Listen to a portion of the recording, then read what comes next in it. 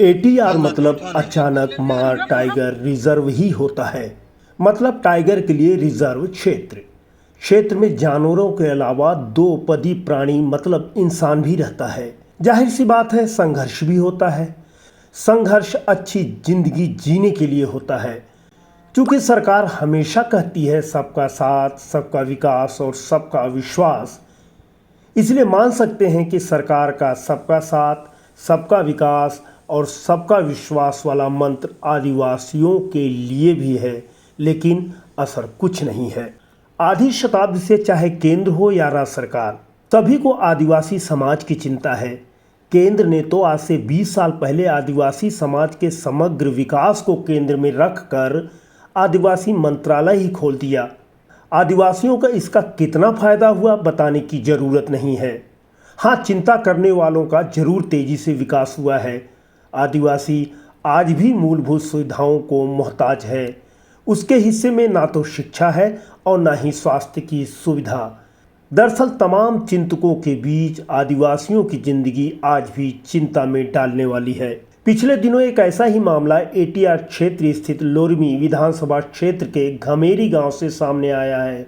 सर्प दंश की शिकार बैगा महिला भानुमति को लोग खटिया पर बैठाकर अस्पताल में भर्ती कराया। खटिया को कंधा देने वालों ने खतरनाक लंबी चौड़ी बिना पुल की बरसाती नदी को पार किया। चूंकि भानुमति बैगा जनजाति होने के कारण राष्ट्रपति की दत्तक पुत्री है, इसलिए उसे एम्बुलेंस की जगह खटिया की डोली से इलाज के लिए अस्पताल लाया गया। पुल नहीं होने के कारण परिजनों को हरहराती बरसाती नदी की धार से दो दो हाथ करना पड़ा। कंधे पर खटिया और खटिया पर सवार मौत और जीवन से संघर्ष करती भानुमति ने हार नहीं मानी। डॉक्टरों की माने तो मरीज की स्थिति काफ़ी नाजुक है। जहर निकालने का प्रयास किया जा रहा है। यदि नदी पर पुल और गांव में स्वास्थ्य केंद्र के साथ एम्बुलेंस की सुविधा होती तो शायद भानुमति के सामने जीवन और मरण की स्थिति नहीं आती। स्थानीय आदिवासी समाज सेवी सुभाष परते बताते हैं कि देश और राज्य में आदिवासियों के नाम पर चिंता करने वालों का तेजी से विकास हो रहा है। जन सेवकों को आदिवासियों से कहीं ज़्यादा चिंता जानवरों की है।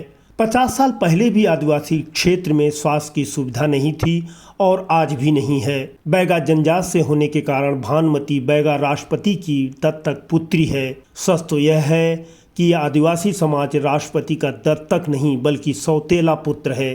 आदिवासियों के हितों की बात करना सरकार की जिम्मेदारी है, साथ ही नेताओं का अपना हित भी। सुभाष बताते हैं कि एटीआर में स्वास्थ्य सुविधा के नाम पर केवल मजाक चल रहा है। ऐसे में एम्बुलेंस सुविधा का सवाल ही नहीं उठता। देखते हैं सर्पदंश और लिजलिजे सिस्टम की शिकार भानुमति बचती है या नहीं, कुछ घंटों में स्पष्ट हो जाएगा। लेकिन इतना तो निश्चित है कि घटना के बाद जमकर हंगामा होगा। राष्ट्रपति के दत्तक पुत्रों के लिए गंभीर बातें होंगी और फिर आदिवासियों के लिए नई योजना का ऐलान भी कर दिया जाएगा। इसका फायदा आदिवासी समाज को मिले या नहीं मिले, लेकिन सिस्टम के नीलगायों को जरूर मिलेगा। ब्यूरो रिपोर्ट, CG वाल।